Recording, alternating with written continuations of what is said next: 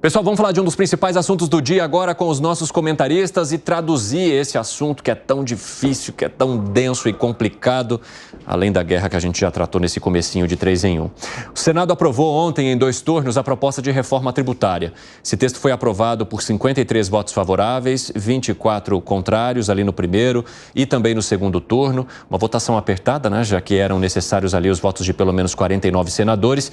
E a reforma tributária, ela unifica 5 tributos sobre consumo, alinhando o Brasil depois de décadas a um sistema de cobranças de impostos mais simples e já adotado em outros países. Agora, é muito importante deixar claro que assim, o Senado aprovou nesta quarta-feira, a situação já está valendo? Não, porque ainda precisa voltar para a Câmara dos Deputados e a gente tem de analisar se a Câmara não fará nenhuma outra alteração ou se ela vai concordar com tudo aquilo que passou pelo Senado. A expectativa é que sim, a gente até contou isso aqui, mas vai saber, né?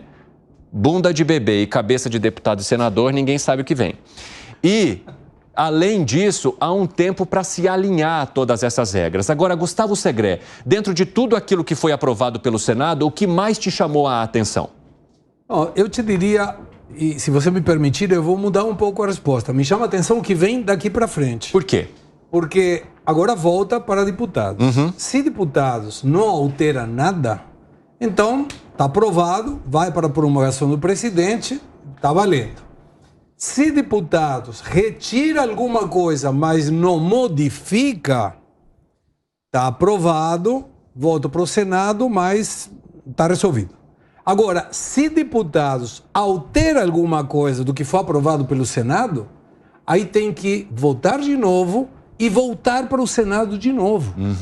E isso pode atrapalhar a expectativa do ministro Haddad, que ele está assegurando, e acho que é mais uma expressão de desejo, que seja aprovado e promulgado ainda nesse ano. Sim. Então, deve começar agora uma negociação muito ferrenha nos deputados para que, se tiver alguma alteração, não seja colocada, pelo menos agora. Talvez na lei complementar, mas não nessa situação. E se tiver alguma questão, que pode ter, estamos falando de 300 bilhões, mais ou menos, de isenções. É muito dinheiro. Então, o que pode acontecer? E tomara aconteça. Que deputados retirem algumas das exceções, mas não alterem o texto. Se isso acontece, a lei continua. Mas se tiver alguma alteração, volta para o Senado de novo. E nós observamos, você muito bem mencionou, foram 53 votos. Não foi uma ampla maioria dos 49 que precisava. Então, qualquer coisa seria de alto risco para o governo numa necessidade de ser aprovada ainda nesse ano. Nós temos algumas artes aí que mostram de que forma que ficariam esses impostos. Vamos jogar a primeira delas na tela para a gente explicar para as pessoas como que ficariam então? O PIS, COFINS e IPI não existiriam mais. E isso seria para a CBS. O pessoal da rádio está de volta e nós estamos falando de reforma tributária e explicando para todos vocês como que fica a partir do projeto que foi aprovado no Senado, mas que depende agora de um retorno e votação também na Câmara dos Deputados mais uma vez. Então, PIS, COFINS e IPI não existiriam mais, passa a ser CBS, Contribuição sobre Bens e Serviços. Aí o ICMS e o ISS também deixam de existir depois que tudo isso foi implementado e se for implementado da forma como foi aprovado ali, passam a ser IBS, Imposto sobre Bens e Serviços. Fala, Elaine Keller. A direção está só pedindo para avisar que eu apurei e os brasileiros realmente já foram até comunicados que poderão sair da faixa de Gaza. Agora há pouco contamos para vocês que os brasileiros tinham, né, e receberam essa autorização para finalmente sair da faixa de Gaza, então podem sair. Já foram até comunicados. Opa, que bom. Boa sorte para eles. Espero que possam voltar em tranquilidade e segurança aqui para o Brasil, que sejam repatriados também a mais essa operação. Alan Gani, voltando aqui sobre reforma tributária, eu quero entender de você, a partir do levantamento, do estudo que você fez disso que passou no Senado, como ficaria a situação em termos de alíquota? Vamos lá, então eu botei na planilha, fiz cálculo, fui no detalhe, fiz algumas simulações para as empresas de serviços, tá? Serviços e comércio. Então, qual que é o grande ponto? Uma empresa, uma indústria, um comércio, quando ela compra uma mercadoria, ela consegue ter um abatimento sobre este imposto de valor agregado. Por quê? Porque na hora dessa compra tem imposto embutido ali. Então isso gera um crédito tributário. Mesmo com este crédito tributário, partindo de algumas premissas das quais eu coloquei, a carga tributária de uma empresa de serviços, de uma empresa de comércio, passaria de 19% para 27%. O imposto. Então, hoje, uma empresa paga 19%. O número é matemático. Passaria para 27%. Isso num cenário mais otimista. Num cenário mais pessimista, ou seja, o que é o cenário mais pessimista? São aquelas empresas de serviço que, basicamente, qual que é o custo e a despesa dela, Evandro? Serviço. Só que serviço você não gera crédito tributário, mão de obra, desculpa. Mão de obra você não gera crédito tributário. E aí o imposto passaria para ordem de 32%, 33% até 37%. Então, vai ter aumento, eu posso mostrar isso aí, vai ter aumento sobre serviços. Nós temos uma arte também que mostra, né, uma ilustração que traz aí essa questão da mudança. Vamos colocar que não é essa do PiscoFins, é aquela que fala dos 27,5% que o Gani estava explicando aqui. Ali, Gani, não cumulativos ao longo da cadeia, valor ainda a ser definido, expectativa em torno de 27,5%, imposto cobrado no destino final, onde o bem ou serviço será consumido. É isso. Agora, a expectativa, dependendo da situação, é que fique ainda maior. E assim, penaliza, né? Isso é muito importante, penaliza mais aquelas empresas que não compram bens, não compram mercadorias, não compram insumos, porque é isso que gera o crédito tributário. Se a empresa... Por isso que a indústria gostou. Exatamente, perfeito. Por isso que a indústria gostou. Comércio tem compra de mercadoria? Tem. Então também consegue abater. Menos que a indústria, mas consegue. Agora, uma empresa essencialmente de serviços, que basicamente a despesa dela é a mão de obra, aí não consegue abater nada, não gera crédito tributário e a alíquota vai lá para cima. Fala, Gustavo Segré. Tem um agregado. A isso temos que agregar também o imposto de renda. Não está incluso. Ou seja, é rolo compressor tributário que vai ter que pagar o consumidor final. Uma observação também que é válido fazer. As empresas do super simples não estariam contempladas nessa reforma e que tem muitas empresas que no começo da sua carreira podem começar dessa linha. Mas eu gostaria de complementar a efeitos de comparação. Em geral, a Europa tem 21%, entre 21% e 19% maioritariamente de alíquota de IVA. São 170 países no mundo que utilizam o imposto ao valor agregado como metodologia tributária.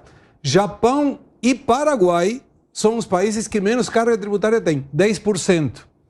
Argentina, 21%, Uruguai, 22%, Chile, 19%. Os países desenvolvidos, alíquota maioritária, 19%. E a maior alíquota do mundo, Hungria, 27%. Até a reforma tributária. Meu pai. Pessoal, o senador Eduardo Braga, que foi o relator dessa proposta, ele falou ali com jornalistas. Vamos ver o que ele disse. Não podemos desperdiçar essa oportunidade de ouro. E o Senado da República entrega para o Brasil, no dia de hoje, um sistema tributário mais simplificado, que garante um novo ambiente de negócios, capaz de gerar, segundo as estimativas do Ministério da Fazenda, um crescimento adicional da economia estimado entre 12% e 20% num período de 12 a 15 anos.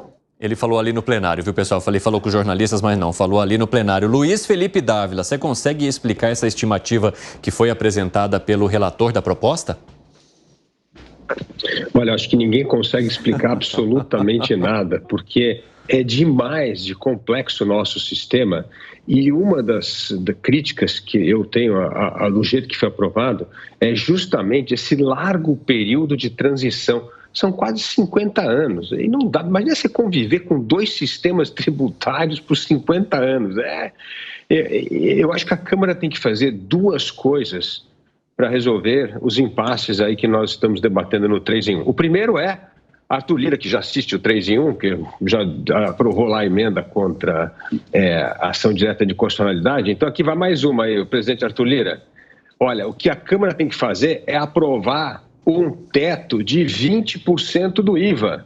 E aí todas essas concessões que foram aprovadas no Senado vão ter que ser enquadradas nos 20%.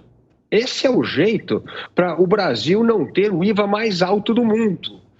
E aí isto vai ter que resolver na regulamentação entendo que a reforma será aprovada de maneira célere na Câmara, porque virou uma questão de honra aprovar a reforma e tal, mas se puder fazer essas duas modificações importantes, porque isso não altera o projeto, como bem disse o Segré, limitar o IVA em 20%, criar um teto e reduzir esse prazo de transição, porque isso vai causar muita dor de cabeça.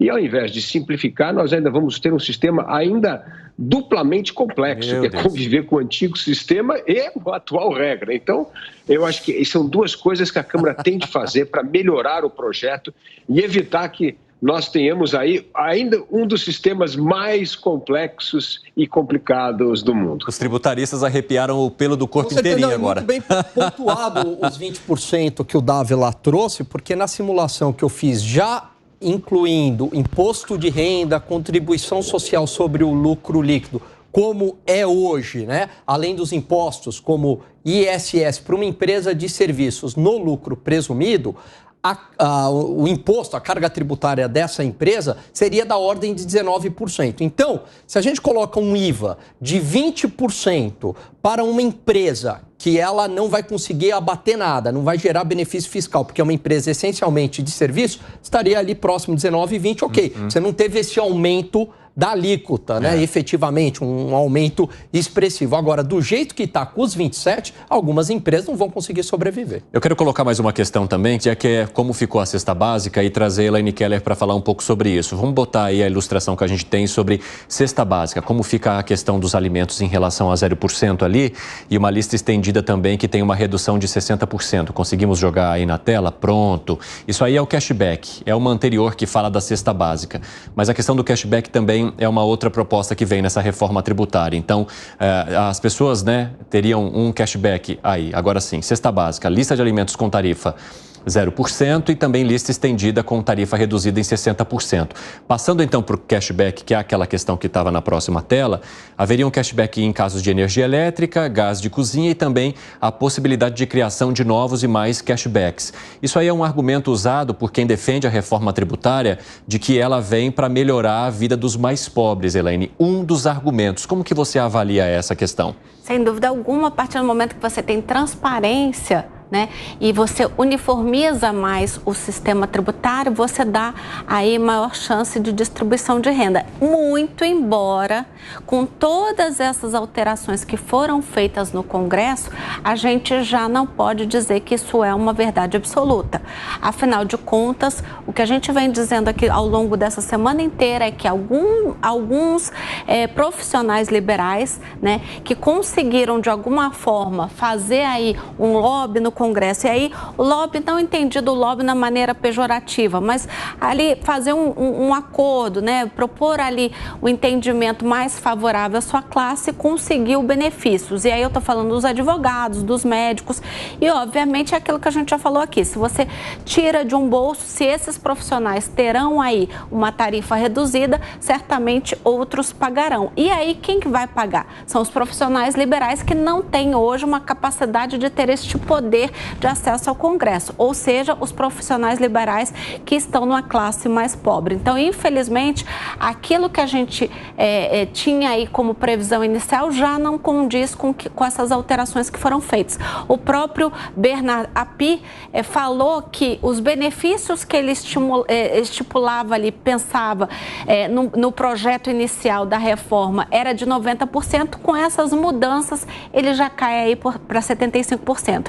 Agora, se você me permite, Cine, o que a gente precisa falar também é sobre o movimento que os estados e municípios estão fazendo. A gente tem uma movimentação de 8 governadores que estão mostrando muita insatisfação com relação ao texto da reforma tributária. Ontem eu disse aqui, né, que eu tinha apurado que esse texto vai passar facilmente pela Câmara. De fato, essa informação se mantém, mas Arthur Lira irá receber, sim, esses 8 governadores, porque eles têm 2 reivindicações, tá? Uma reivindicação é que eles perderiam receita e a outra é que eles perderiam autonomia.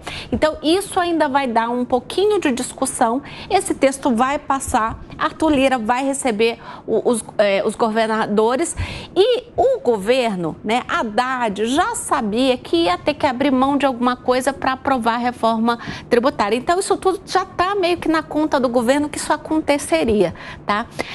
Então, provavelmente, a gente vai ter aí nos próximos dias essa informação aqui no 3 em 1, de que os governadores se reuniram com a Câmara para tratar aí possivelmente de novos emendas a esse texto para melhorar. Mas isso é muito normal. Vale lembrar, se você me permite 2 minutos finais, quando a gente teve a reforma da Previdência, foi a mesma história. Quem estava naquele período de transição ali para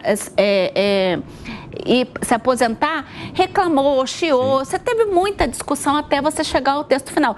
É natural, toda reforma que mexe com a estrutura da sociedade gera muita discussão. Então, tudo isso está na conta do governo. Essa é uma discussão que já vinha há bastante tempo, né? O fato de os governadores reclamarem que vão ter que cada vez mais passar o Pires, Gustavo Segré. Sim, vão ter que ir para Brasília pedir algum chequezinho, algum Pix, alguma coisa assim, porque, como a Elaine muito bem indica, vão perder a autonomia, governadores e prefeitos. ICMS não será mais uma autonomia do Estado e ICS também não será uma autonomia da prefeitura. Mas eu fiquei curioso sobre essa informação do senador Braga, indicando que, segundo informações e estudos do Ministério da Fazenda, o crescimento em sei lá quantos anos ia ser entre 12 e 20. Quando você fala entre 12 e 20... Tem 8% tá falando, aí no meio. 8% é quase 100% da base. Então você fala, desculpa, e fora, não conheci nenhuma projeção que você conseguisse estimar crescimento, queda ou o que for, sem determinar a alíquota. Se você não determina a alíquota, como pode ser considerado uma coisa séria? Isso não é uma crítica ao senador, é uma crítica ao estudo que com certeza fez, Fazenda, dizendo, não, fiquem tranquilos, vai crescer. Nós vamos ir entre 0 e 100, porque de alguma maneira é a mesma coisa. Oh, gente, desculpa, não é sério um estudo desses, é simplesmente esse comentário. O que está te intrigando também, Luiz Felipe Dávila, depois dessa fala do possível embaixador da Argentina aqui no Brasil? Ele está correto. Essa turma não faz conta. É como é que encaixa na ideologia e quantos votos eu consigo. A única conta que eles fazem é quantos votos eu vou ter com uma proposta X ou com uma proposta Y.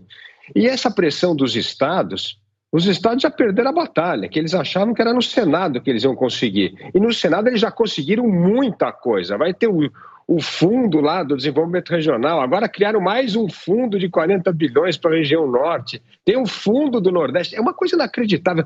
Somando todos esses fundos para estados e municípios, a gente está falando em 100 bilhões de reais, é um absurdo já tem, eles também, é outra corporação, que são os estados, ali fazendo a sua choradinha para conseguir verba especial para os estados. E uma coisa que, sim, é um mérito da reforma é acabar com a guerra fiscal. Não vai ter mais instrumento fiscal mesmo. Se essa é a autonomia que eles queriam, eu acho ótimo que eles percam essa autonomia, porque essa guerra fiscal foi muito ruim para o país e para os próprios estados. Porque um governador faz gracinha e dá benefício fiscal, e aí o outro tem que ir a conta para pagar com aquele benefício que foi dado no governo anterior. Então, assim, eu acho que essa redução da guerra fiscal é um ponto positivo, sim, da reforma tributária. Agora, voltando aqui à questão, nós temos de ter uma trava nesse valor do IVA, porque se não tiver uma trava, o Brasil vai ter o IVA mais alto do mundo, como a gente já está aqui anunciando há vários dias, e isso vai sim, como o Alan Gani bem colocou, colocar enorme pressão no setor de serviço e também em outros setores. Então, isso não vai melhorar uma questão fundamental que a reforma tributária tinha na sua origem, que é melhorar a competitividade do Brasil, porque a carga tributária é sim, um dos pilares que vem drenando a competitividade do Brasil, como a gente falou já ontem aqui, que o brasileiro gasta 1.500 horas por ano para cumprir suas obrigações tributárias, quando o resto do mundo gasta 150. Que o Brasil tem 75% do PIB judicializado em contencioso, enquanto na OCDE é 0,28. Então, isso aqui é um enorme problema para a competitividade brasileira. Então, eu entendo que nós temos, sim, uma missão importante na Câmara agora, é fazer pressão para criar o teto do IVA. Aí, a briga vai ser na regulamentação. E essa é uma briga que nós vamos ter de seguir à risca, mas os benefícios e as isenções fiscais e os regimes especiais serão muito menores do que aqueles desenhados pelo Senado Federal.